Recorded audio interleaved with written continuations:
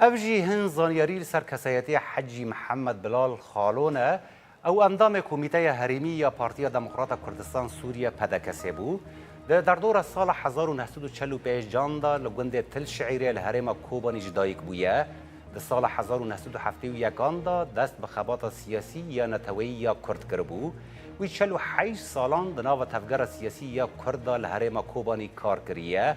اندام کمیته حریمی یا پارتیا دموکرات کردستان سوریه پدکسی بو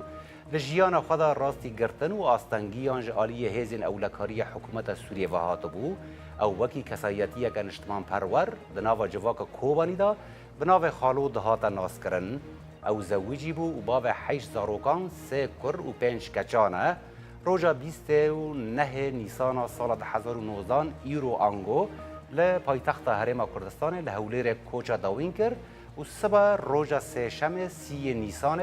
لگنده وی دولیه یه روژاوای باجار کوبانی خالوت بن آخ کرن.